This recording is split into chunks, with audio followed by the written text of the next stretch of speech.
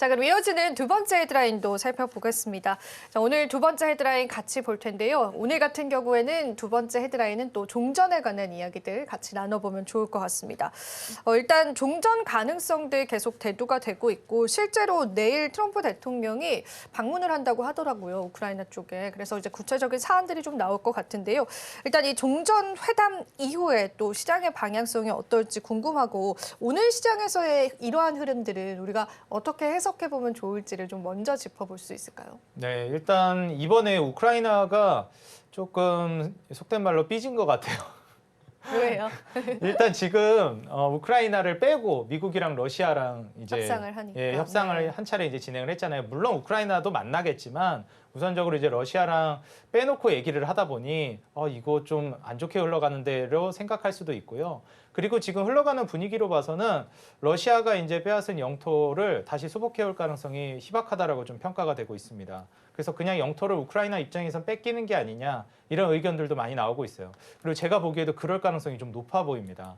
그리고 지금 트럼프가 우크라이나에 제시하고 있는 것 또한 정말 어찌 보면 우크라이나 입장에서는 좀 울고 싶은 그런 이슈들이 많이 나오고 있는데 지금 너희 이제 이렇게 영토도 뺏길 수도 있고 계속해서 위협받고 있는데 우리가 지켜줄게 그러면 대신에 너희 히토류 소유권을 우리에게 일정 정도 넘겨 이렇게 얘기를 하기도 하고요. 그리고 막대한 방위비를 부담을 하고 우리가 지켜주겠다 이렇게 이제 딜을 합니다.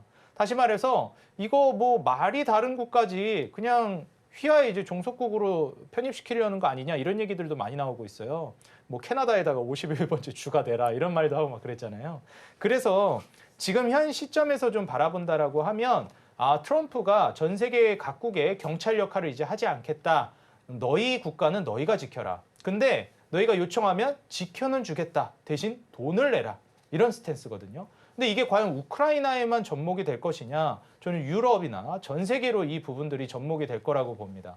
결국 이제 편가르기가 완연하게 이제 진행이 되고 있는 시점에서 중국이나 러시아 이런 사회주의 국가들하고 그다음에 뭐 유럽이나 미국이나 이런 국가들하고 편이 나뉘었는데 여기서 그냥 지켜주지는 않겠다라는 거죠. 우리가 생각해 볼 수 있는 건 전 세계적으로 방위비가 이제 올라가게 될 텐데 그 부분도 좀 체크를 해봐야 될 것 같고요.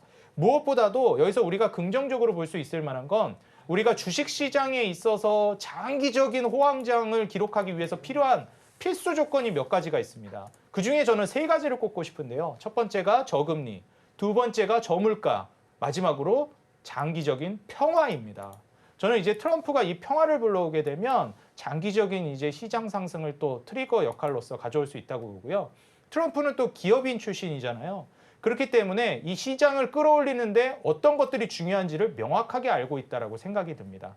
그렇기 때문에 지금 물가를 낮추기 위한 에너지 공급을 늘리고 있고요. 그다음에 금리를 낮추라고 연준을 압박하고 있고 평화를 가져오기 위해서 지금 계속해서 노력하고 있는 모습이 연출되고 있죠.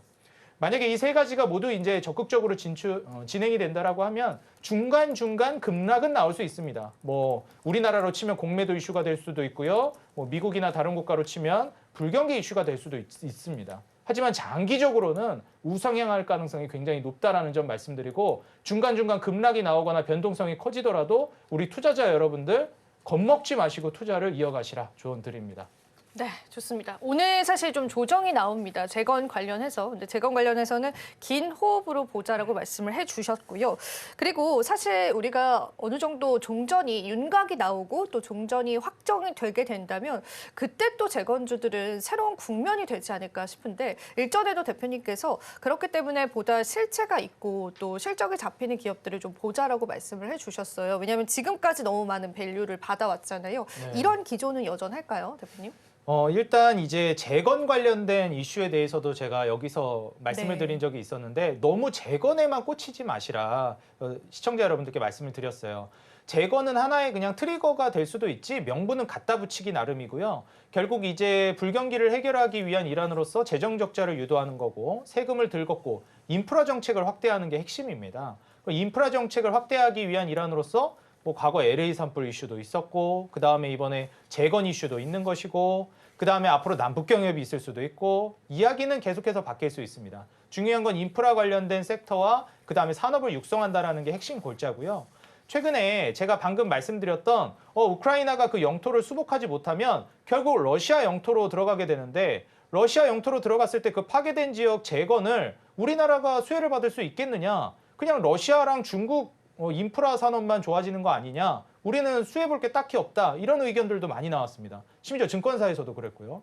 근데 계속 말씀드리듯이 그거는 핵심 골자가 아니다. 그래서 만약에 이번에 그런 이슈나 뭐 트리거로 인해서 건설기계 관련된 종목들이 조정 나오면 앞서 말씀드렸던 혁신 업종들 있죠? 로봇, AI, 그다음에 하나가 더 뭐였죠? 제약바이오. 이 혁신 업종들 말고 사이클 산업에 있어서는 이런 건설기계나 인프라 쪽 그리고 자동차 쪽이 저가 매수 기회로 삼아볼 수 있는 찬스가 될 수 있겠다 말씀드립니다.